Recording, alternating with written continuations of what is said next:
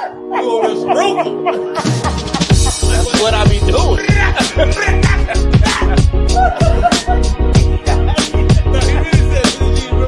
No, I just used to y'all said From London to the Bay. This hammer, gold hammer, every hammer, double hammer. And the rest is on its way. Can't touch this.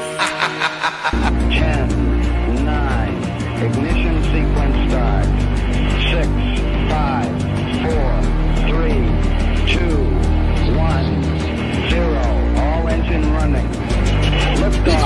We have a liftoff. How many people you know can take it this far?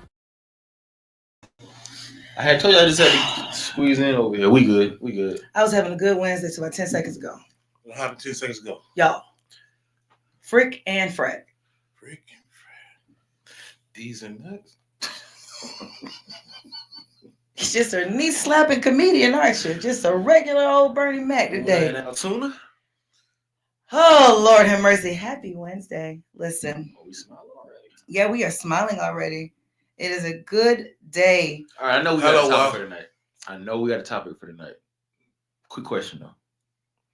Y'all saw the controversy today or heard of the controversy today? Sure did. On the Breakfast Club? Sure What did. you think about this? She got a point? She got a valid point? No.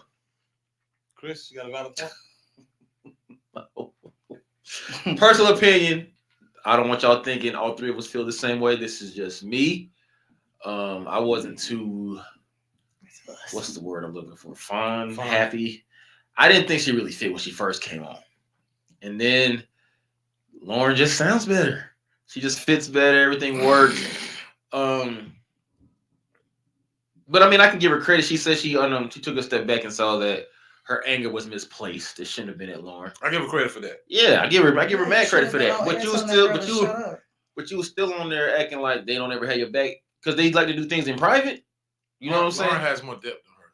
Lauren's an actual journalist. She's an actual journalist. She's not a personality, and that's what they differentiate. And I don't think Jess gets that. She's more relatable. She's more knowledgeable, and at the same time, she's a bit more humble.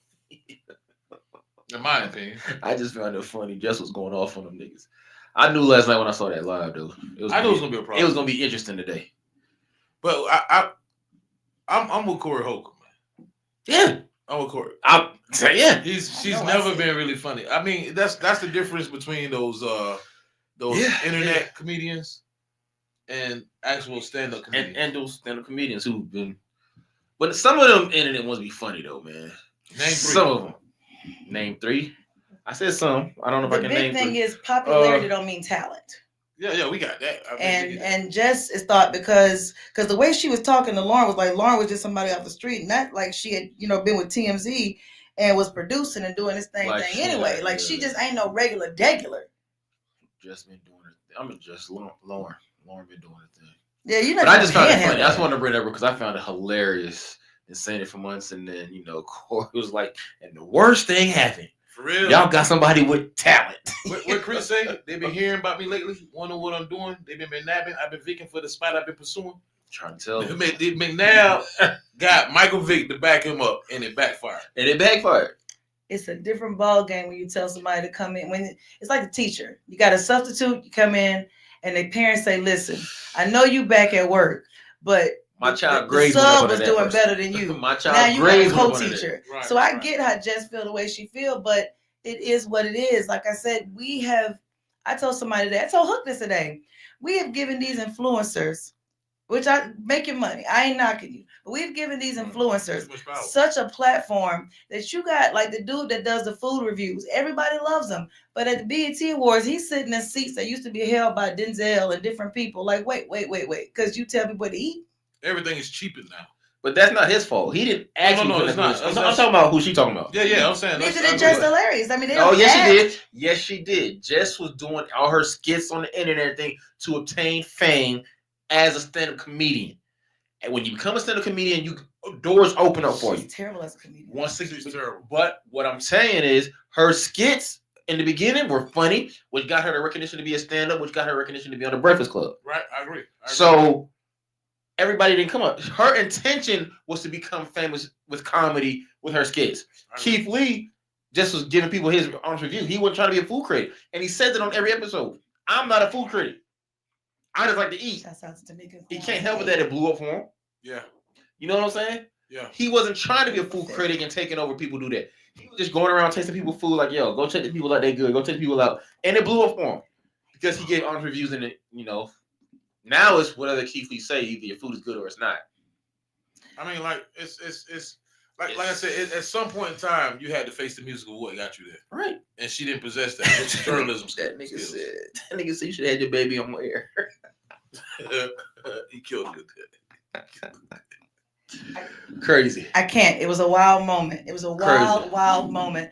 I just found it But funny. I just I wanted to will bring be it 'cause honest. It was hilarious this morning. First time I heard Lauren on the radio, I was like, yo, I like her. Ah, she was better. She was And better. I really liked her. I like a better Angela Yee. Yeah. Yeah, I Honestly, do I She was too. better. Honestly, I She was do. better. Angela Yee was like, That girl took a word. I don't know. Angela Yee was just, I don't know. I can't knock Angela Yee because she was successful at what she did too, but at the He same actually time, said like, that too. What? About resetting it to where y'all looking at each other, where it's a little more engaging. You know, I bring up ideas when we have our group meetings. Didn't you put the chairs on? What you mean? Nobody listens to me. You talking about didn't they don't listen to you? I'm just saying, nobody agreed. I can't just come here and the setup is different one day and be like, hey, what's going on? What we gonna say? No, move Yes. chairs. Boy, do your thing. If it's two Rumble, votes, young against man, one. rumble. Boy, I Listen, tell you the it's level usually- of. I just want you to notice how she acknowledged It's she usually did one bring person that up. said, no, we usually had it this I way. gave the man He his bring credit. it up. He I don't remember you giving him credit. He brought. I'm thinking back now. Like when was it, last week? Oh, just hilarious ass nigga in the middle. This is what I'm talking about. This is what I'm talking about right there. You Get know, on this Charlamagne old Charlamagne and Envy See sound. what I'm talking about? We pulled you Chris to the side. hilarious. Oh, less hilarious. You know what? When I tell you, I don't like either one Chris of them. hilarious. Woo, I'm sick of the both of them. I tell you, hey, you know what? He said that, and he said last week, and I was, and now here he go, and then Deacon Do-Right gonna co-sign everything he doggone Do-Right. say. Yeah, That's so crazy. You call I mean, that was pretty good on the You write fly. that down and wait for me to slip up so you can say Deacon Do-Right. negative soldier. Now That was stop pretty good, co-signing. though. But That was pretty listen, good. That was pretty good. the purpose of tonight is Deacon not Do-Right for was good. you, That's maybe you two, freaking Frank to cut Did up. you say two like Jess? Two. Yes. That's Baltimore. That's That's another what thing she that said. gets on my nerves. Two. I hate when she That's says the Baltimore accent.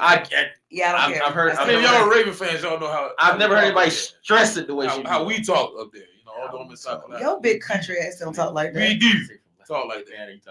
Right. Downtown Columbia, and all of a sudden, this is how we talk. We do. He wear one little purple hood, and all of a sudden, he's Baltimore. Old Cliff of Monticello, and now he's from B-More.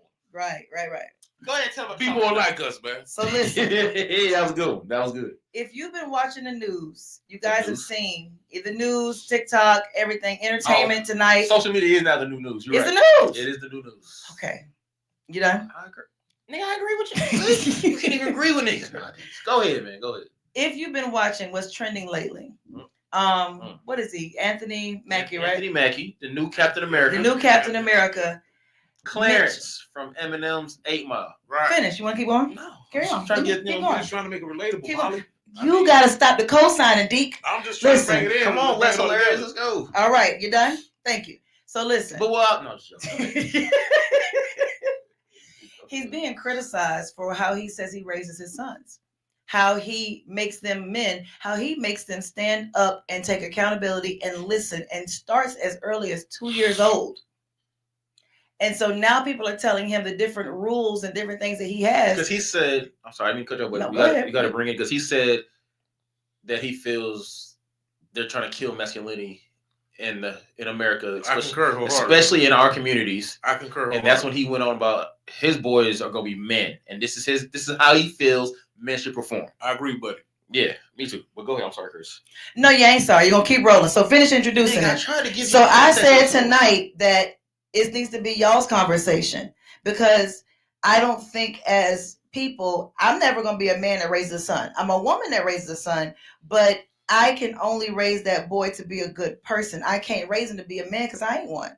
Right. So when he says raising sons in America, the death of the American male, the reality is, how does that really go? So one of the questions that I found today was for both of you, which give each person a time to say what they got to say.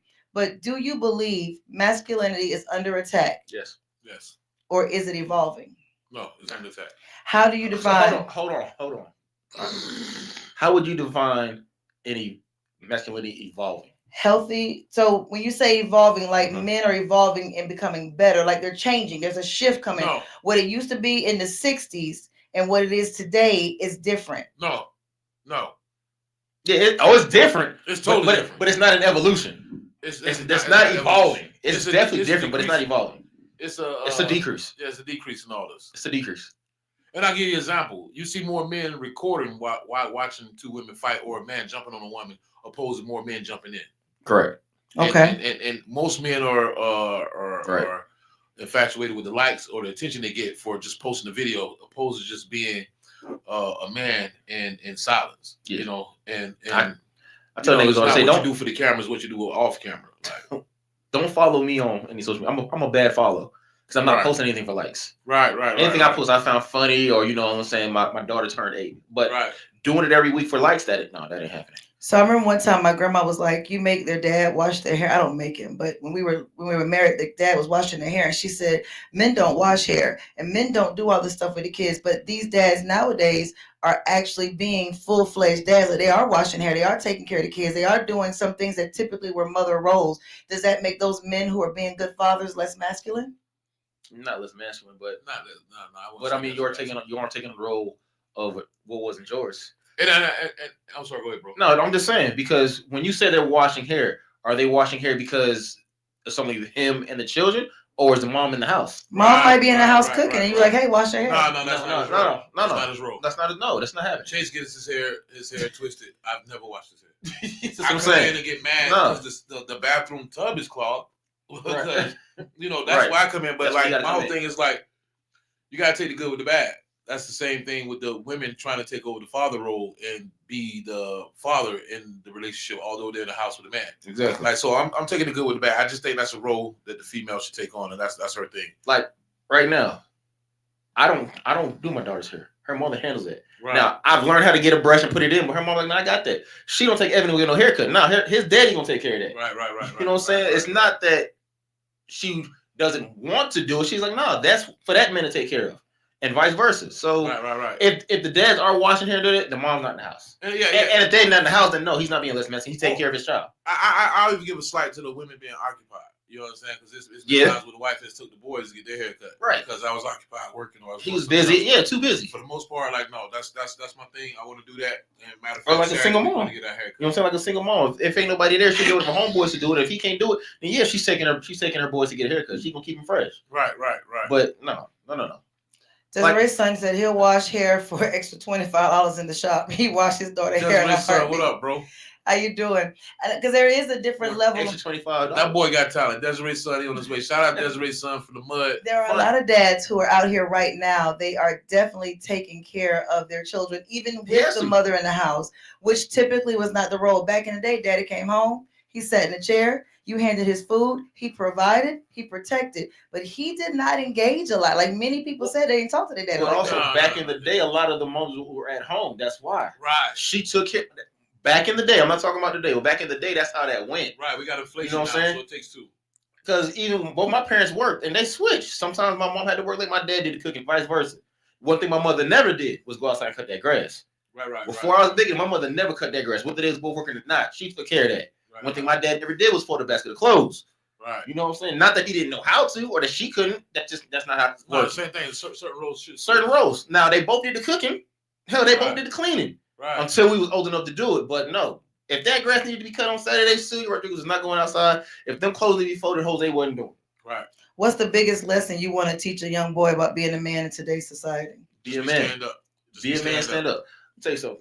Good or bad. Good or bad. And you want to teach them young. Yeah. Weekend before, I'm sitting up here watching the game here. My kids, whenever I'm upstairs, they want to be upstairs with me. Elena's laying over there, Evan's sitting over here. 11:30 at night, Elena done passed out. I said, "Evan, you not sleepy?" He said, "No, but my sister's." Then he looked back. He said, "Oh." I said, "What's wrong?" "Don't worry about it, Dad." My son got up off this couch, went and got that blanket and covered his sister, and then went back to his table. Right.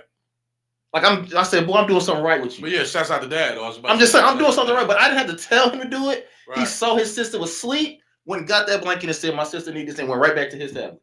Yeah. That's me raising the boy to be a man. Take care of the woman that's in the room. Let me tell you a story about Slade. Slade had his friend. He had his friend over the other day, and they were in the room. And I was just curious because Chase is in that position now where he's curious about girls. I got to have that birds and the bees talk with him. Way past, but at the same time, he's going to deal with it. But Slade's 8, and I always ask Slade like, "Is nobody you got a crush on? Is nobody you got a crush on?" He's like, "No, cool." So his friend Cairo come over there the other day, and we hit him over talking. And Cairo says, "Hey, why don't you like such and such?" Slade's like, "Nah, she lied to me." He's like, "What do you mean?" He's like, "Such and such asked did she like me, and she said no." Carol was like, "Did you ever think that she did that?" These 8-year-old kids, bro. Right? Did you ever think she did that so she wouldn't be embarrassed? So I said, "It doesn't matter. If she lied about that, she'll lie about anything." And that right there sums it up. Like my 8-year-old has more morals than somewhat of these adults. So my whole thing is like, whether it's coming from me, it's coming from his mother. He understands the fact of like, yo, you don't trust a liar that lied to you on first or third. Right. So as fathers with sons, each individual take their time to say it. But what are the qualities that you hope that you instill in your son before he's a man of his own household, in his own world? Accountability. He's about to give you the same answers. Yeah, that's real. So accountability. Take the good with the bad. That's accountability too. Responsibilities. Right. Say yes sir, no sir. Always have yes, manners. ma'am, yes, ma'am. Always have manners. Always be mannerable. Stand on what you say and say on what you stand. Say what you stand on. You act the same way you would act if I'm there, that when I'm not there. Mm-hmm. Don't let nobody drop to somebody's house and you said you was doing this, that, and the fourth. Because you wouldn't have did it if I was standing there. This is for my little boy and my little boy. My little boy mostly. Okay? You gonna be a man one day. People ain't, whatever you say, you have to mean it. Your word is all you got. Right. Now we all gonna make up and tell a little white lie, but when somebody's depending on you and you give them your word, you better stand on that. Right. You treat women with respect. I don't condone hitting women. No. I don't condone. Now, Grant, I don't condone it. I'm never gonna teach you to do it. You're but right. you are allowed to defend yourself, sir. Right. Ain't no way she can come home every day for a week and slap you and you just let it keep going on. Ain't no way in hell. He's not coming up to be a simp. Yeah. So that's what I'm instilling in my son. Accountability and morals. What about faith? I didn't hear either one of you say that. I mean, faith is that's not accountability or morals, though. Faith is what you make it. That's the hardest shit to enter in.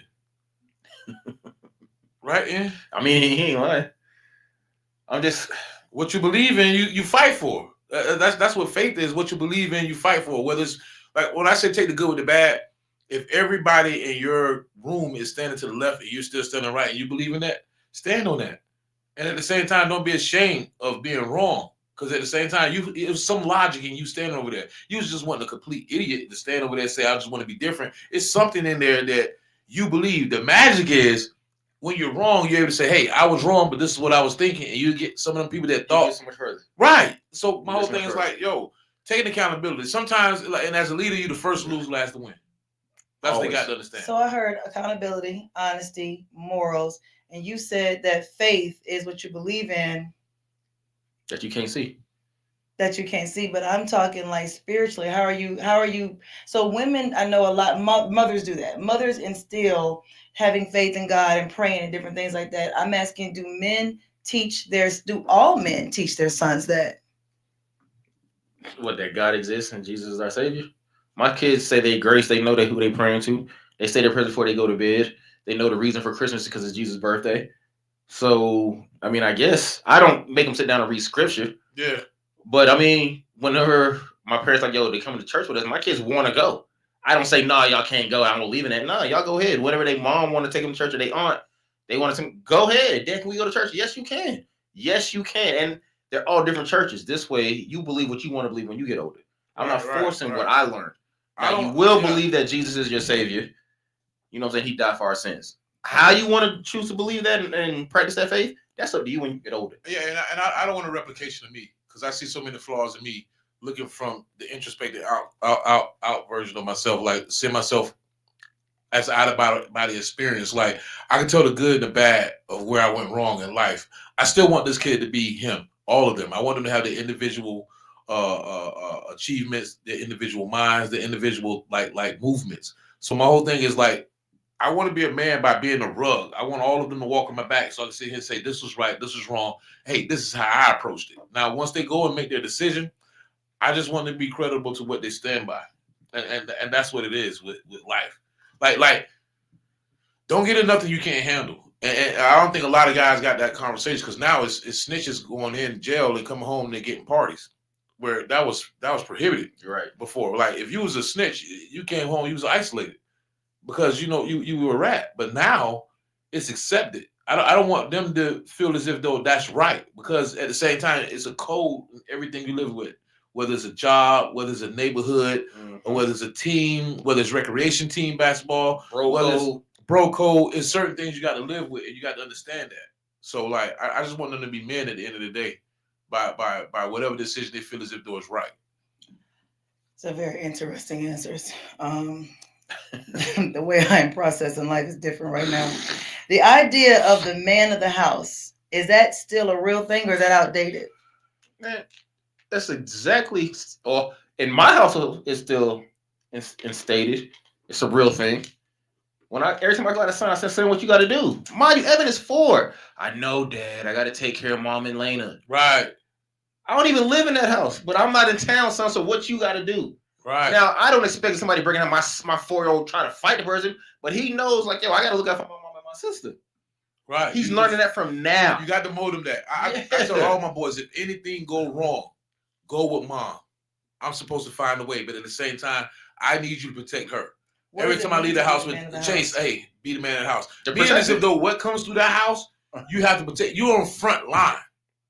You're on front line, whether it be a dog, the boogeyman, or a burglar. You're on front line. You understand? Like I got it to the point where, hey, if somebody breaking this house with sleep, I want you in this room. I'm gonna lie down on the stairs, and your mom's gonna be in the bathroom. You understand? So you talking about gun, stick, or knife. And those are the layers. Like the queen is just like a chessboard. You gotta protect that. You gotta protect that. That's the most valuable piece on the board. So like, if anything goes wrong, I tell all my boys, they'll tell you, like, hey, go with your mother. I'll find a way. I'll meet you there. And if I don't, you understand that I died trying. And when y'all get there, make sure you look after her. That's it. That's it. But like my son, hey, 2 women in his other household. Right. Yes, Dad, I know. I gotta look over Mom and Lena. He's 4. He already knows this. And let it be known also too, in order to be a man, you got to see a man. You understand? Like in order to be a man, you got to see a man. So just come in every now and again, throwing ideas, throwing like little slogans. And my wife always sits me down like, hey, you're preaching to them, but you're not showing them. So like I can sit here and get on this podcast and make it seem like, hey, I got this stoic approach towards life. But sometimes you have to be reminded too, because you got daily things that happen to you too. But at the same time, certain things she said, hey, they're hearing you, but they'd rather see it.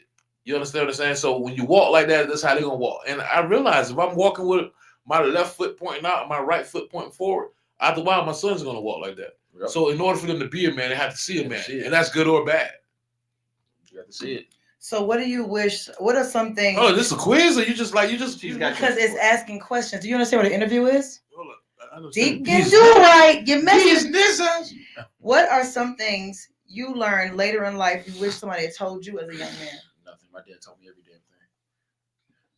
Whether or not I listened to it when he told it to me, right, is another question. But oh no, he showed it to me since I was 6, 7 years old. No, nothing. Jose made sure his 3 boys not gonna have bad credit. You never gonna hit a woman. You never gonna suspect a woman in public. Right. He taught me all that like I'm telling you. You be the man of this house. I'm gonna show you how to do it. Now, whether or not I listened, it's not his fault. But he damn sure gave the lesson. I gave you the game. He damn sure gave the lesson. Whether you picked it up and ran with it is yours. Yeah. You know, but yeah, for the most part. Me, I just wish y'all just understood, like, you know, it's all right to be alone. I got a bad habit of wanting to bring everybody along. And I try to put that selfish, but not selfish gene in my boys. Like sometimes it just have to be you. And that's hard to preach as you don't walk it. You know what I'm saying? Because at the same time, like you always think about, hey, us, we. But sometimes you just have to sit alone to register what you're doing as a person, as a solo. You understand? Like sometimes they don't want the group. So everybody's not gonna be your friend. Everybody's not gonna see and understand your vision, and that's all right. So it's all right to be alone because that's what you mold. I love the fact of shouts out to Sergeant James Hawkins. He was my mentor since I've been 14. He used to always tell me like, no, you got to stay here. I don't know why I got to stay here. Like, in your darkest hours is when you discover light. You know what I'm saying? When things are hard, Sorry, I'll that's be when right you back. grow. Where you going? I gotta handle something. Go ahead. Okay, everybody all right? Everybody cool. You had to come this way, though? It's live. Okay. I can't fit you. No. It's a wide body. That man said, "Excuse me." But nah, I'm just jiving. But like, no, I just appreciate him for just telling me the real. Like, be honest with your kids. And like, as a father, you're not gonna be the buffer. You're gonna be reality. Mom's the buffer. But your reality is a little bit different because as a father, so I know like Ian has a son, and Ian's son is a young man, he's a baby, he's a toddler, but you have sons in 3 different phases of life right now. You have an elementary school, Right. a high school, and a grown man. Right. It is so easy to teach a child how to do different things, and you hear the innocence in them. But what is it like when that little boy becomes boss? Okay, and this boss is my oldest child. This is where I clarify.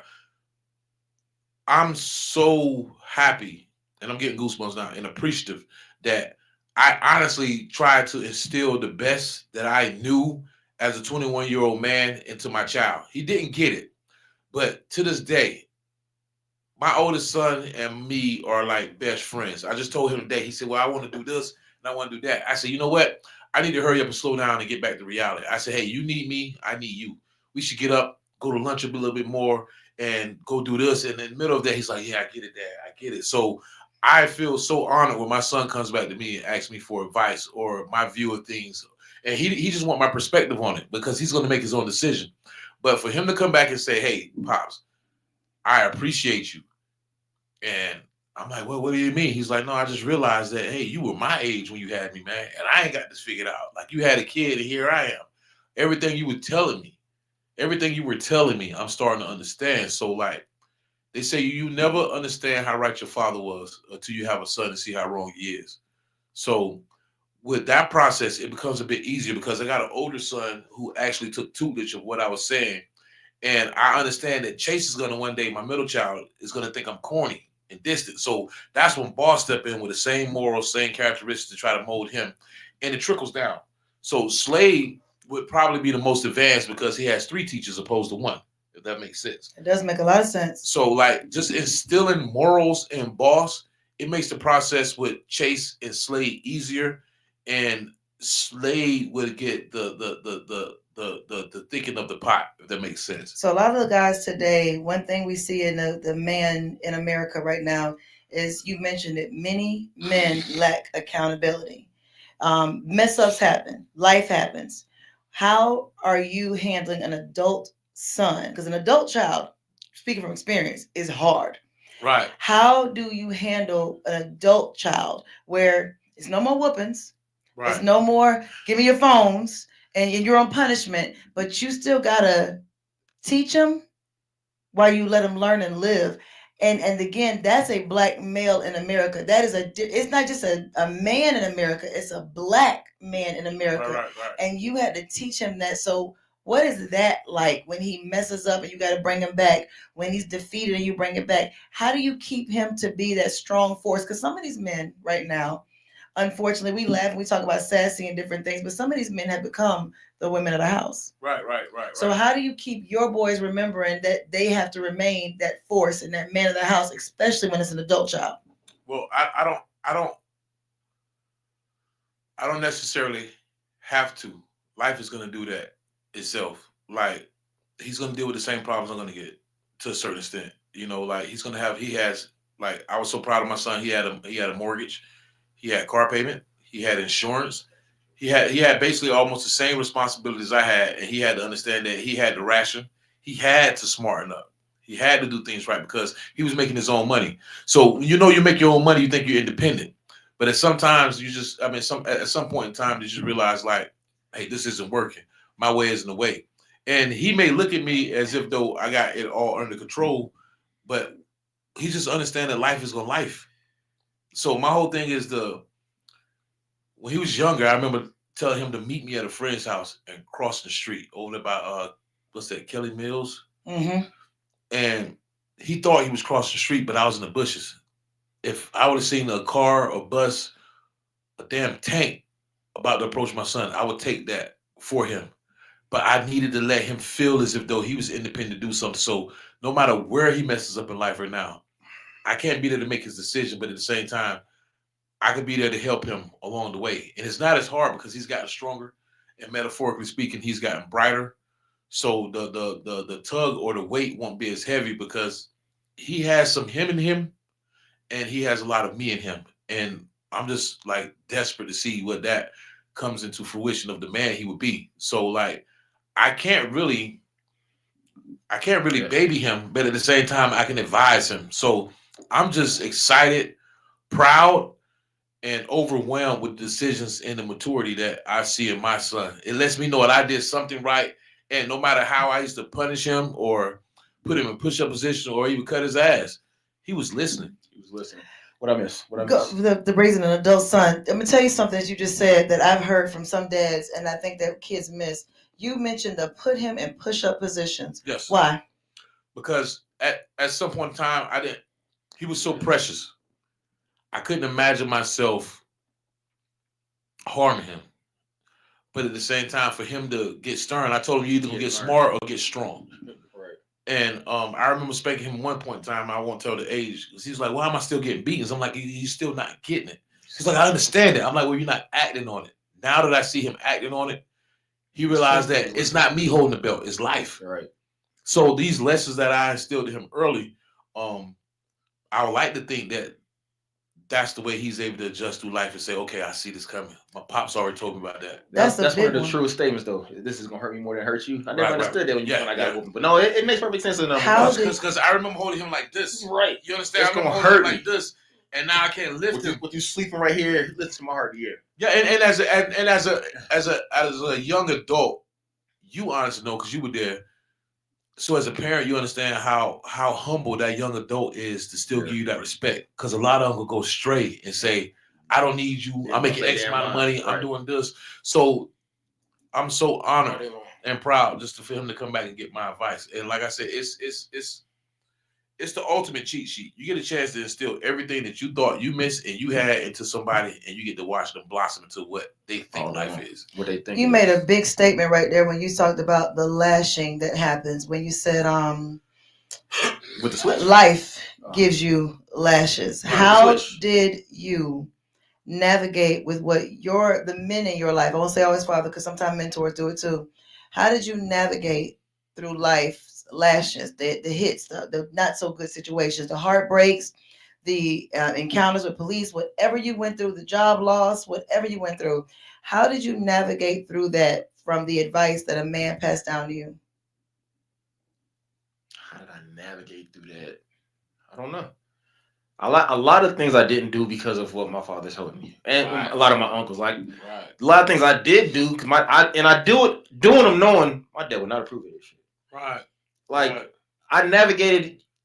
It's one of them things like I gotta fall down. My dad gonna let me fall down so I can know how to get back up and to make sure I got that damn lesson. Like Right. I told you not to put your hand in the fire, but you did it anyway. Yeah. I bet you won't do it again though. Yeah. You know what I'm saying? So navigating to this day, I'm 42 years old. I don't make 85% of my decision. I'm talking to my dad first. Right. Not that I can't make them on my own. I'm a grown. I know what I want, but let me see what Pop's got to say about this to make sure I'm still thinking right. Even though I'm 42 years old, I got kids of my own. Let me make sure I'm still thinking right. Right. I navigate everything through them. Right. Uncles too, like most of my father, but most are I just trying to see because like old school tell me all the time. I tell it to the younger people. I done been your age, young man. You gotta make it to mine. The future's my past. Yeah. I've been here before. I done been your age. You gotta make it to mine. Right. So I'm asking them, like, bro, I know just like our kids today, they think the lies they telling us we never heard. Nigga, we said the same thing. And it makes you go back and say, damn, I thought I was getting away with it. You realize how stupid you look in your. So I still navigate and I still ask an older man, like, hey man, I'm thinking about doing this. What you think? Well, how you feel about it? I feel good about it, but I need to know what you think. Because you're not gonna tell me to do it if you still think it's something wrong. Or you don't think it's gonna work out for me, if you don't think it's a good idea. I still want to know what you think. Right. So why are they saying it's so hard right now to raise a son in America? Because social media influence. Y'all don't think I'm beating a dead horse, but social media and gives people instant gratification that they miss out on what's really a lot of going these on. kids are followers. They see Right. these young kids on on social media with the money, phones, and all that, not knowing that's their daddy money. That ain't their money. Right. That's their mama money. That ain't their money. Some of them it is. Some of them become stars, but 90% of what you see on social media is not real. It's heightened, and then when I mean like it's heightened, I give you a good example. I remember going to school and growing up in Latimer Manor, growing up in. I thought you was from B-More. From B-More. So, only from September. He can do right the Raven. Only from September to Straight out of January. Only doing football season. Okay. You know what I do. Straight out of Columbia. Carry on. Hey, but listen, what was I saying? You remember being in Latimer Manor? Okay, being in Latimer Manor and understand like the struggle, and we saw it at a level where somebody who was in a 3-4 bedroom home, and we were thinking like, why would you want to do that? Why would you want to go that route? Like, if you knew what I honestly knew, you would just honestly take this route and follow your father, your parents. But now it's to the point where that was somebody who parents was making at our age that time $60,000 to $80,000, which was good money, Which is great money, right? Which is great money. So you're looking at $60,000 to $80,000 now. You got somebody that's going with you on a household. You're like, okay, we can make it. But it's to the point now where, like, I'll give you an example of King Combs. We don't believe you, bro. Like, your daddy is a billionaire, and you just tough talk. But like, that's what's selling. So it's a facade that they're selling where this kid has never been in a scuffle. You understand? So this facade that's selling is tranquilizing our kids, is leaving them paraplegic mentally. They're stuck. They're not able to grow because no matter what your father tells you, he gave you access to the world through this phone, this gadget device. Right. And that person seems cooler. That person is younger, so therefore you can relate. So therefore it leaves a gap between morals and reality. And I try to keep my boys as close to reality as I want. I love when my boys say, I'm not really worried. Chase told me something cool. He said, I'm not really worried about a girl now. I really want to be a kid. And that shit was like the coolest shit in the world because I'm like, you got time for all that? right, man. He was like, I was like, it's inevitable. that. You're gonna meet a girl. You're a handsome guy. You got this thing going on. You're playing sports. You're charismatic. You're smart. You're funny. You're articulate. Like, it's inevitable that they're gonna come to you. He said, when they come, don't love me like you do. But right now, Dad, I really just want to concentrate on not having a bill. That lets me know that's cool, but I gotta force things on him to let him know bills are coming. They're coming. But I appreciate the fact that I just want to lay in the skin called a kid right now. For as long as I But can. not necessarily. Bills don't always have to come.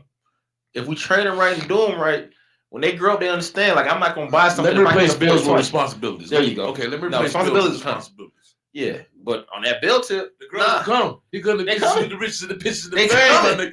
They coming. So are men still gauging that you are more of a man the more women you have? Are you teaching your sons that? No. When you're younger, that's just not just under the belt. When you get older, you realize you ain't really got time for it. It's too much hassle. It's too much hassle. It's too much energy. It's too much energy to get it up 4 times for 4 different women in 1 week. Sweet Jesus. Oh my God. You rather do that 2-3 times in 1 week for that one woman. The reason why I'm asking that is because we are out in the world right now where people are glorifying stuff that Elon Musk, what's his name? What's he glorifying? Nick Cannon, where they're going out and creating broken homes. You want a bunch of babies all over, but what you both just said was you learned from the men that were actively present in your lives. No. I'm not gonna say that now because, like, as much as I learned from the men, the hardest OG I know is Diane Riggs. Diane Elizabeth Riggs, my mother, is OG. I learned perseverance. I learned humility. I learned being stern. I learned being selfless. I learned being fearless from this woman. I saw her do it. I saw her not complain. It was so upsetting when I was 14 years old and I saw my mother paycheck that I went to her job to fight her supervisor because there's no way you could treat this righteous woman like that. I called my mother with this little paycheck. And as I got older, I had to realize the sacrifices she was making. My mom worked at Bojangles and then got fired and went to McDonald's, nigga. Not because we were stressed. She was like, nigga, my babies got some things I want them to have. Right. I'm a sacrifice. And Pops wasn't in the house after I was 7. But Pops, if I needed something, I could call. But I'm talking about the consistent, get your ass up, Go wash them dishes. All day Why long. aren't my house clean? You shouldn't wear that. You should go wash your tail. You can't lay around like that. Ain't no woman gonna want that. Hey, you better learn to cook. That came from Diane Ricks. That's the sweetest soul that I've ever encountered on this earth. I swear to God.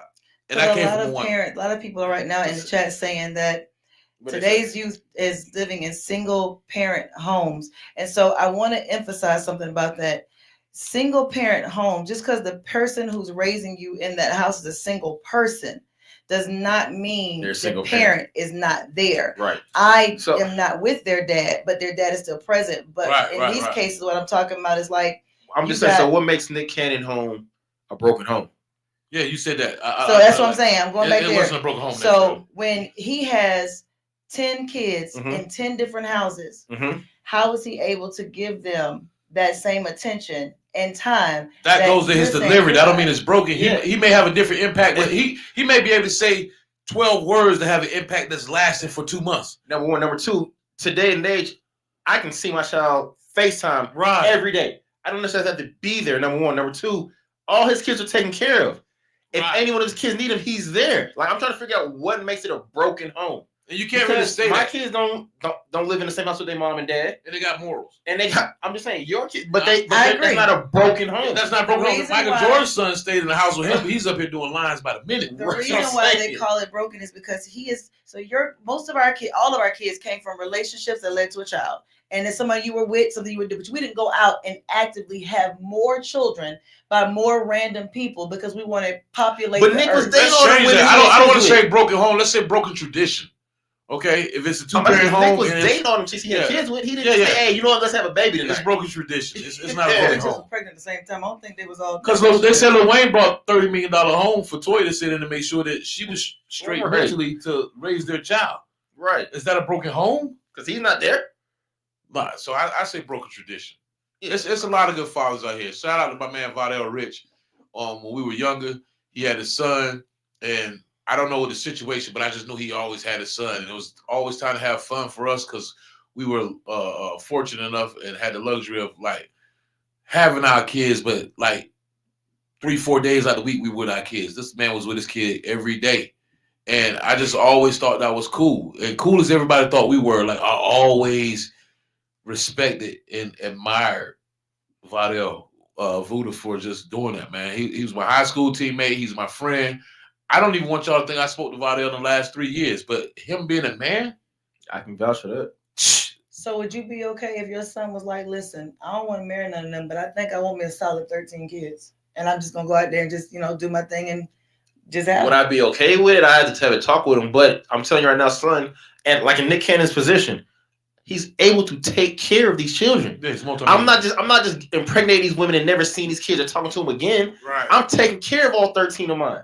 That's why I want a big family. Right. I'm able to take care of them, then that's what you want to do. Now, granted, am I going to tell him that's the way to go? No. But again, that's a lesson I'm going to teach him. What he does with that lesson is up to him. Just like my father. My father taught me lessons. What I did with that lesson was up to me. You know what I'm saying? I had both my kids out of wedlock. Same woman, but out of wedlock. That ain't how my dad wanted me to go about it, but he's more grateful for them 2 kids that I gave him as grandchildren than he'll ever be. You know what I'm saying? The lesson was you're supposed to get married, then have kids. I went a different way, but that don't mean it wasn't taught. So I'm not gonna teach my son, just give it to him, impregnate him and then did. No, but if he's saying that I want a big family, I want to take care of all 13 of my children, first I'm telling him, boy, you fucking crazy. You don't know how much that's gonna by cost you. multiple women. By multiple Listen. women. He ain't say one woman, he said Listen. multiple. But if he's able to take care of them and have a stable relationship with the mothers, I'm not gonna knock him for it, but you're not gonna be a deadbeat dad. Can he be a man of He's the not house if he's in different houses like that? Yes, you can. Yeah, you can. Man. All right, so we talking about today, but let's not forget, man. Back in the day, Granddaddy had a whole other family, Across the 10 street. miles up the street, Across the street. and he took care of both of them. Not saying it was right, but it can be done. I'm not saying it's right. That's what I think people should go do. But what a man is capable of doing, and what people are putting limitations on are 2 different things. Say it again. You can be there to take care of your kids. Just because I don't sleep, I don't wake up in the same house, don't mean I'm not there. Don't mean I'm not taking care of them. Don't mean I'm trying to instill morals and responsibilities, accountability. Once again, I don't live in the same house with my children. But you, like I said, you better believe Prime example. When all the kids was at your house and they was eating, and y'all was like, "Hey, when you go upstairs, no, I gotta sit here and finish this first." Yeah, nah, he Right, don't- right. Nah, he ain't gonna move because he knows. He knows. And He that's knows, like, that's nah. cool. And they have to be over him. I had to be say that? over him. I wasn't even in the He house. don't have to do a lot of stuff. He can just look and say, Zachary, sir, the trash can is full. Right. And you hear feet come flying down the stairs. And I'm like, when I talk to him, But I gotta say it 13 times. And I don't live in that house. But Zach, you of age now. You gotta help your mom and your sister. Right, right, Trash is your responsibility. right. And always do it. Hey, Zach, that trash on it. Yo, done. I amazing. heard Tanya Waite Slade up in the morning, and he's giving her a speech like, "Why do we have to go to school so early? They know we're tired. I mean, I just went to bed, and it seemed like you just wake me up." I said, "Slade." He jumps up, go get his toothbrush, and start brushing his teeth. She comes in and she said, "Why do I have the toughest time?" Like, because he knows who to play with. Right. You said it all the time. You know what I'm saying? The presence of a man. Listen, the presence of a man. And shouts out to my big brothers. Both of my big brothers are like my superheroes. I had the one who was cool, street savvy, and I got the one who's cool, humble, and just a hard worker. So I'm somewhere in between. Like, you catch me working for like a month, and like the month and second week, I've probably found somebody to do the rest of the job, and I'm cool with taking $8 because I did this 5 different ways. You understand? So like that's $40 an hour for me, but I still got my time. And that's the Harvey and the Jason effect. But just for them being men and standing on business, whether it be right or wrong, saying, "No, I'm standing here. I'm standing on this. This is what I got to go Right. through, and I'm gonna be all right on the end." That's a piece of gold. So the presence of a man and the man that put down. I got an Uncle Vic, right? Uncle Vic probably is 85 pounds. I swear to you. Since I can remember, through the hardship of my Uncle Vic, he's been the man. I'm talking about through drugs and all. My Uncle Vic has been a man. You understand what I'm saying? And I'm not saying he was the best father. What but made him a man? What made you feel like he was a man? What's that definition? Uncle Vic was always true to him. Uncle Vic was always true to him. Right or wrong, he didn't hide from what he was. If he was high, he would come around my grandmother. If he did, he slipped up. So that and she don't asked him, be true. he'd admit to it. He'd admit to it. But at the same time, like, nothing comes before my Uncle Vic family. My Uncle Vic doesn't have much, but he has everything. And I envy him. I have a house, I have a car, I have money, I have friends, alleged friends, I have so-called relationships with people. My Uncle Vic calls me every now and again. I light up like I'm still 12 years old. He brought me a bag of Lay's tater chip, and I'm riding his Regal. And you know, he's telling me about, I'm seeing him sleeping with all kind of women, and he's in my Stella apartments. This one, water beds are cool. And he said, "Hey, she's gonna take you tonight. I'm about to go out with another girl." So I see my Uncle Vic was a womanizer, but I also see my Uncle Vic come back and say, "Hey man, you got a good one, stick with it." Right. You understand what I'm saying? Not as I do. Hey, this is where I messed up at. But until this to this day, I'm supposed to chill out my Uncle Vic this weekend. That's called accountability. Fried chicken and sit in the garage and watch movies. I'm so looking forward to it, bro. Because, like I said, when you're younger, you want to go to the cookout with your cousins. Right. You get a little older, you just want to go see your aunties and uncles because you understand the message that they were trying to deliver because you're a part of that. I get it now. Yeah, like I get what you was trying to say. Shouts out to Uncle Vic, man. So what makes he'll it die hard for me. now to instill everything that you guys have in you now? What are the challenges that you face making sure your sons get that same world? Because there is the world of internet. Social media. That's an influence. That's right. it. We know that's there. That's but it. now that you know that's there, how do you still give them that same idea? Like, do they still appreciate that you working extra jobs so they can have? Do they still appreciate sitting in the garage and having those moments? Do they still, because it's a difference right now. Yeah. Like I don't really have many challenges. I just have to, my son is a mama's boy. He loves his mama. Okay. And he's with her all the time. He loves his mama. I have to try to undo some of that, but not all of it. But I don't have to do. When I'm upstairs watching the game, my son, you know my son, he's in his tablet all day. Dad didn't come and say, "Hey Dad, can I watch the game with you?" Hell yeah. Right. I didn't even have to say, "Hey, come watch the game." Like, "Dad, can I watch the game with you?" "Yes, sir. Come on, sit down." Which team are we, Dad? Are we the white team or the team in the blue? Which team are we rooting for, Dad?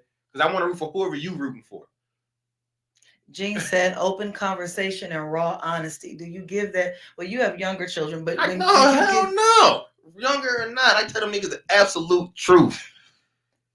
Only You got to. like, and I mean, it depends, and it's a limit of what you tell them. Like, they don't need no grown folks business. Right. You don't need to, but like, as far as daddy, why you and mommy ain't together no more? Listen, man, we just didn't work out as a couple. We were great friends. Your mother's a wonderful person. Tell your, I'm telling them the truth. Tell your babies the truth because the world will do enough lying to. Now that's something that we like grew up today, and did. They at did lie practice, about that. they came to my son's first practice. My boy is so excited.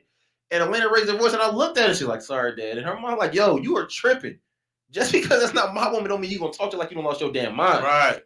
Ain't no way in hell I'm letting that happen from my daughter or my son. Right. Ain't no challenges. You gonna know the truth, and what you gonna do is stay at grown folks' business, and you gonna watch your tone when you talking to your mom. Now, I do think that that's something that this generation, you guys mentioned they haven't evolved, but I do believe that's one element of parenting that has evolved, is that we are very open and honest. We prepared our children 6 months before we separated for the divorce. We talked to them about it. This is coming. How do you feel? Right. Even though we knew it was going to hurt and that they were not comprehending until it happened, my children knew 6 months before we separated the divorce was coming. When it happened, we still constantly showed up to school events together. Right. We're constantly a united front when the school year starts. But y'all are adults. But you have to be that way. How is that challenge when you don't? But you are adults. That let me know that you grew up with a grandmother that sat there that was stern. They're like, it's not about you. A lot of these mothers now are just coming up there with bonnets and they'd rather go live because they want to stand on business, not understanding the detriment that it's going to cause their kids 2-3 years from now. And I gave my mother shout outs, but shots out to Boss Mother Crystal and Slade and Jack and Chase mother Tanya. But at the same time, I want to give a shout out to Tanya because she looked at Boss as if though that was her child before she even had a child. So it's good women out here, and good women are needed because at the same time, because they help raise men too. They help raise men too, and they help the man raise the children. Right. Because there's a lot of times I think I'm right, and she come in and she said, "Hey." I remember one time it's like, no, you're gonna wear this, you're gonna wear that, and this is how I'm gonna do it. You got to do this. She said, "Hey, why do you do that?" And I said, "What do you mean?" She said, "You got to give them something when giving them nothing." And I said, "What do you mean?" She said, "Well, I picked this outfit out, and I picked this outfit out.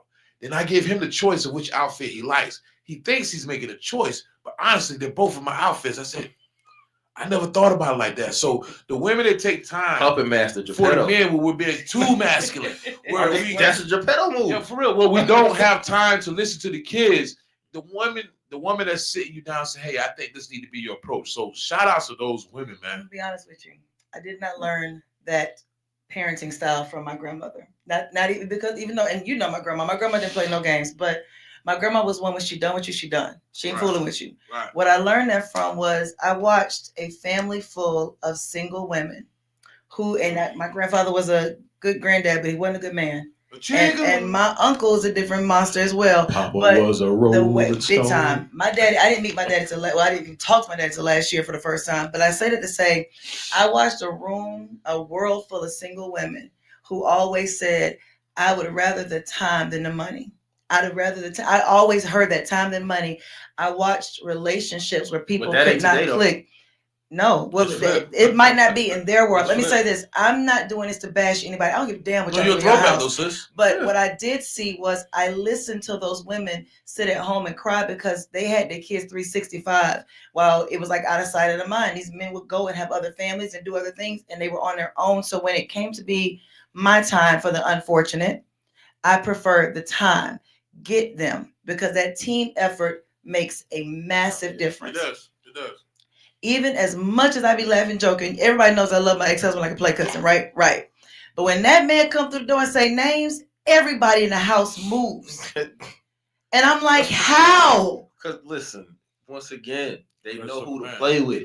But I knew at a young age laugh and young necessity. But it's the same thing. That's not just with the kids though. Women know that. Women know a man. Your man will let you say, he'll tell you yes 1,000 times. And the one time he says no, you like, you know what? This nigga don't never say no. Right. That's he exactly means how I it. feel. Right. He means it. So therefore, that's the same. It's not just with kids. A man is gonna let you know, like, look, you can do what you want to do. But if I say no, we're not doing that, you don't question it. Well, why not? Nah. You saw the joint on TikTok. That nigga said no. You saw the joint on TikTok where the kids are playing. Daddy is spoken. Yeah, the kids are playing and they tell their mother shut up. Oh yeah, and the dad- father's around, and the men will jump up, and they're like, "Yo, it's a prank! It's a prank! It's a prank! it's a prank. It's a prank!" I'm because- talking about immediately on. You understand what I'm saying? Like, listen, what I'm saying as men, and they run that prank on dads that they know he ain't about to go for what I'm about to do. You know what I'm saying? Like dad, even though we joking, dad, I'm like, "Yo, what the fuck did you just say to her?" So from what I'm understanding, based off as we bring everything back together, Full circle. what makes a man is a man's sense of presence. right? Accountability And presence and He says a presence and precedent. and moral. and you rock Standards. with it, you go with it, because in that moment that it means something different. It hits different. I've seen a lot of challenges where they show dad's impact different. Mom can say your name 16 times. Dad say something, everybody run. Right. And I will say, as when I got older, I was not raised in a house. My granddad died when I was 14. My uncle was, all over the nation. But I was around women forever. The one thing that I paid attention to was, if my kid's dad and I don't work, the number one quality that a man has to have for me is you have to be a good father. Right. If you can't take care of yours, don't come in here taking care of Don't mine. take mine. That's A. That's A. I've cut friends off. And B, when you are taking care of yours, can you treat and love mine like your own? Because there are some people who would get a word to theirs, but your kids ain't shit because they're not theirs. It's a presence. It's not My a man. kids need to see you as a bonus dad. This one If thing they my mother taught me. Can't see it. I can't There's do one it. thing my mother taught me. If you find a woman that has kids, nigga, you can't have a cow without the calf. That's exactly right. That's true. That's You that's can't, and amazing. so if you That's want true. her, you better treat that child just as precious and as good as you treat that woman. Right. So if you find a man who doesn't treat y'all both have kids and he treats his better than he treats yours, and y'all together, that's not a man. You got It's not a man. That's That's not a man. And that's That's That's catering. not a Somebody who man. caters to you. I Right, want to give a that's shout out somebody- to all the fathers who are fathers to kids that aren't theirs. That's a big responsibility, my dude. First of all, people who give are I want to out take. children, I shout-outs want to to give all a the salute men to who are- you who are plate to uncles. take that liking and to instill those morals and that growth in that child that you didn't birth and your name is out on the back of that birth certificate. Hey, those are big britches, my man. So salute That's to a you. big ass All thing. stepfathers, one all thing I stepmoms think is too. amazing with a bonus parent. I don't like the word step. I say bonus. Why? Because Bonus. there are different things. Your parent, like your dad, may be a person who is, into education and pushing this thing. I'm just saying from experience. But then you have someone else who has another set of morals and values that they teach. And it's like your kids get the best of both worlds. And one of the things that I didn't think this conversation was going to take this narrative, but I'm glad that it did. It does show that it takes maturity to raise children in this age. If you are still I'm sorry, I don't mean to correct you, but it takes maturity to raise children in any damn age.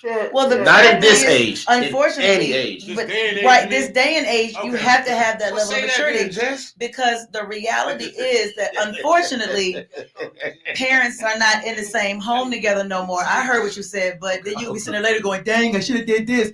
Deacon do right. So I say that to say we are not seeing marriages stay together just because y'all had kids like you saw back in the day. What?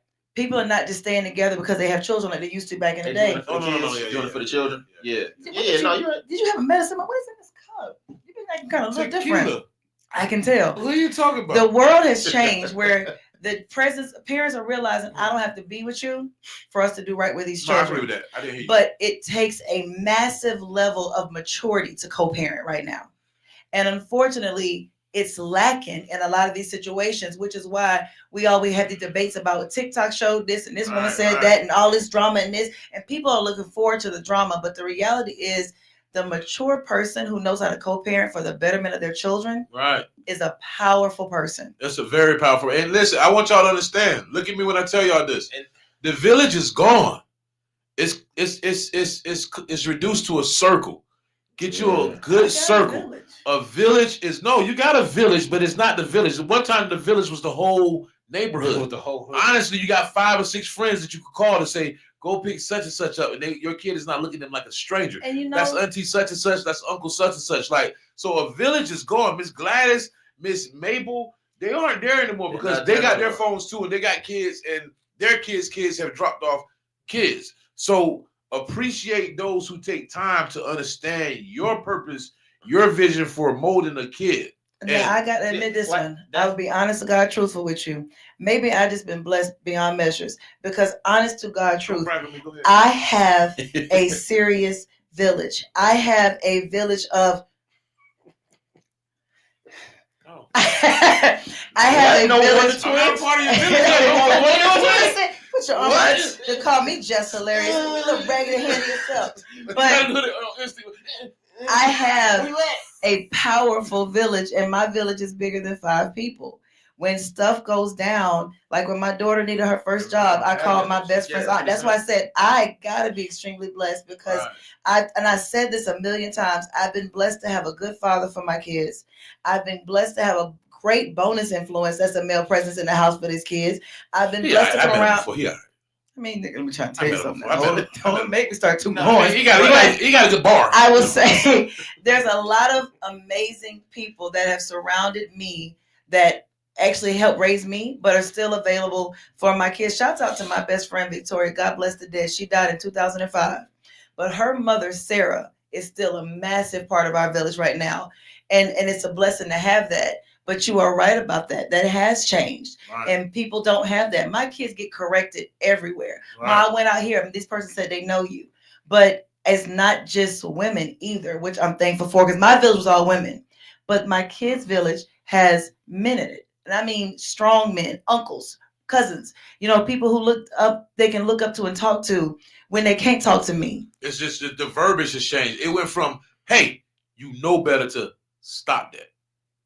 Right. I mean, hey, you know better. That lets you know that individual talking to you know your mother raised you or your father raised you with some type of morals. Now it's like, stop that. I did my part. That's not enough.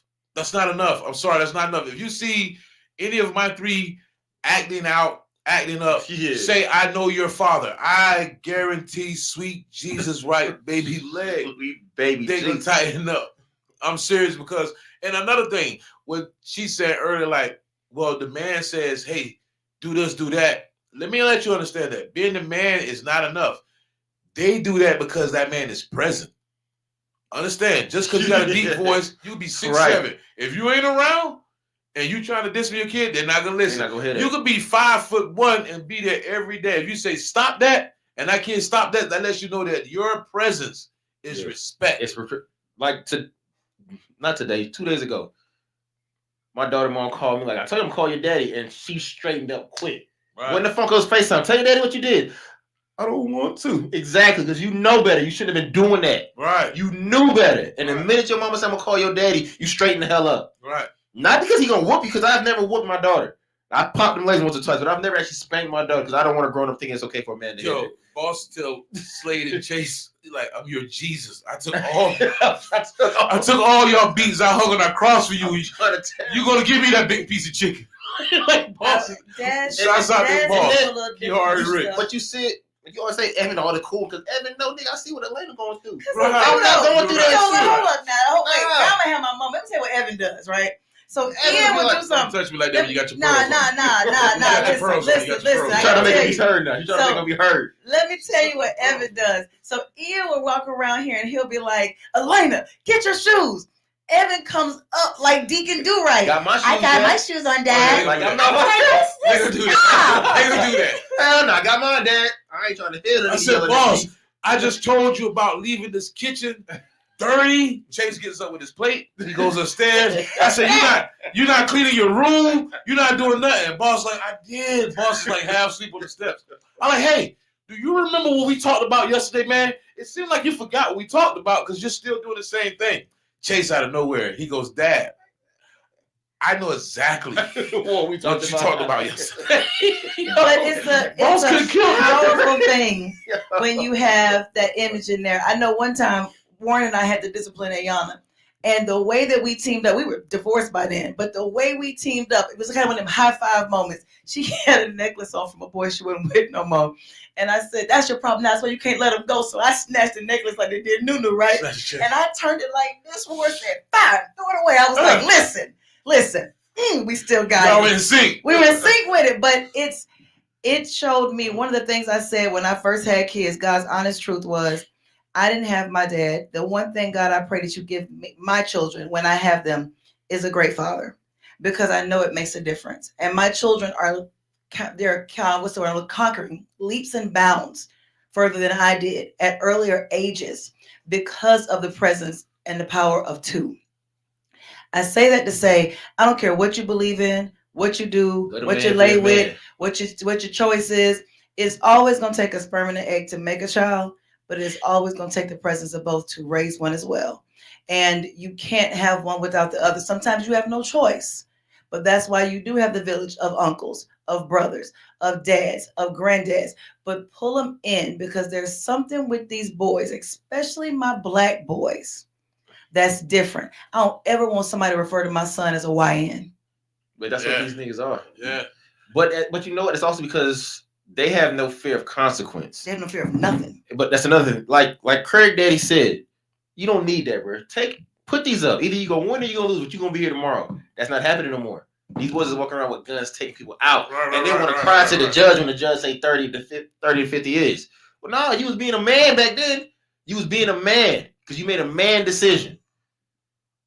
But you have to have a presence of a man. You know what? We have an organization that deals with stuff like this. It's called Kicking It With Dads. June 7th at Benedict College. We're going to be live. And let me say this. Kicking It With Dads. For everybody that's 35 and up, I'm not knocking you. I'm not knocking you, but I want you to understand. You could be in the club with kids, or you could raise your kids to understand your club. It's that simple. You could be in the club with kids, or you could raise your kids to understand your club. And my club is Club Ricks. It's certain things we stand for, certain things we will fall for, but at the same time, it's nothing that we want you to get over on us with. So if you get over on us, it's not because you're the wiser. It's probably because of our morals, okay? So like what's big to some is so minute to others. So you could either be in the club with kids, or you could be at home with your kids, understand that they're in your club. And I'm going to leave with that. I don't know. That I might get a Nobel. I might get a Metro Peace Prize. They gonna call for this. All right, so we're gonna go now because at this point now he's thinking he's Dr. King or something. I turn into the philosopher. Look at it. The butterflies are coming. Look at the butterfly. Look at the butterflies. I'm sitting in here, started floating. I'm floating. Nah, but did it just sting me? What's wrong with you? I hate it here. I'm floating. What'd you say before we go? You tell them goodbye? Close out for me. No, I wasn't going to do all that. But answer the question. They are trying to kill the masculine man in America. Yeah.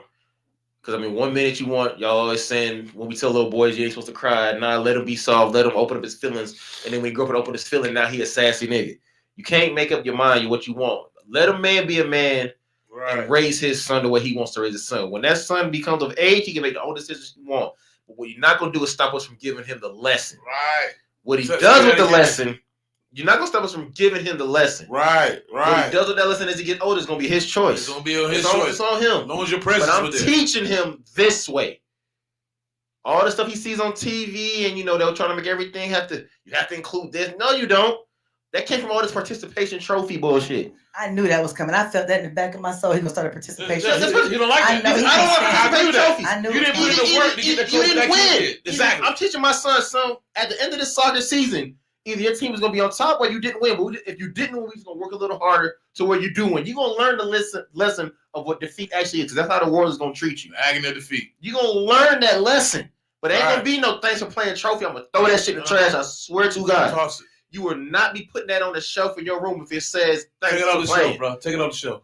Now, if it says first, second, or third, you came in a place. But if it says thanks for playing, it's going in the goddamn trash. It's going in the garbage. It's going in the garbage. Listen. Participation. Let a man be a man and give them guys. It's okay to make them tougher. Moms should just remain the buffer. Okay, just remain the buffer. But dad's just trying to make them a little tougher. However that approach is, okay? Whether he falls, scratches his knee. How do you feel about that? He's not going to kiss him and put a Band-Aid on. He's going to say, get up and ride. But I guarantee you, that father may go behind our wall and cry. Are you listening? Are you listening? He got a book. I got that from his book. Listen. Every time he fall, every time that boy hit the ground, come here, baby. No, let that nigga get up. I swear to God, he feel like he use me. Let him run back. Evan had a moment when he was crying. I was like, what's that? I wanted him so bad. And I was like, but he said no. And he looked at me like, do you see these real tears? He reached for his gun. And what'd he do? What did he do? He grabbed the pillow and just took off He took off running. the pillow, hit Zach, and went back running. Ain't nothing wrong with that boy. Oh, that hurt my heart. Nothing wrong. Let him be a boy. Now, you don't know when he's really hurting. You have to pick him up. That wasn't one of them moments. Let us give the lesson. That's all I'm saying. That's right. Let men give the I lesson. will say this, and I tell my kid's dad this one time. I should have let you whoop him that one time. Should have let him whoop him. I said, no, don't do it. And every day I look back and go, I should let you do that. Should have let you whoop that ass. I do agree with balance. And so, like we said tonight, it's hard enough being a person in America, especially right now what we're dealing with. But it's even harder when you're a child with no guidance. So it's not about giving them what we didn't have. Go ahead. It's teaching them what we wish we had known. Exactly. Do not give You them. took that out of my book too, ain't it? That's one of my. That's chapter 7. I know. Go ahead. It's come to fruition for real. Go ahead. It's time. It's So we going to bed. No, hold on. I'm gonna let you have it. You can close it out. No, Though. I want to leave on this last thing. You got to be a man and teach these lessons, because for our boys, running into anybody who don't look like them, especially the police, is not turning out well. right. This is another reason you have to understand the Right. lesson that these men are trying to teach Tell them the truth. Don't lie to your kids. The world will do it. Tell for them them. the truth. The world will do it too. Tell them the truth. You can omit some things, but make sure they got the gist of what you're saying. Let it be truthful. Right. And not on that, are we going to bed? Crystal and Auntie Nati be on their prayer hour in about 45 minutes. We can't tonight. We do it from 8:30 to 9:30, and unfortunately it's 8:51. 9 to 10. We had to back everything up. It's my fault, y'all. It's my June fault. 7th, Take accountability. We're at It's my Benedict fault. I had College to start a little kicking later it with tonight. dads. We're going to have so much fun. Bring your kids out. Fathers, mothers, aunties, uncles, grandparents. Bring your kids out. It's toll free. June 7th, we're going to be at HBCU, the legendary Benedict College on Two Notch Road. Come see us. What's that, 1921 Two Notch Road? That's what they say. That's They the room. BC. A lot of people saying it, though. We're bringing back the village. So we'll see y'all as we hang out with dads outside in June. Kids, listen to the man. Teach them prayer.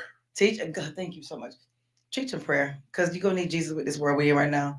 We out. Good Later. night. We're down at the mosque. You got You wanna come down at the butterflies mosque? around you. I'm floating. It's like the golden child. Give me the knife. I want the knife.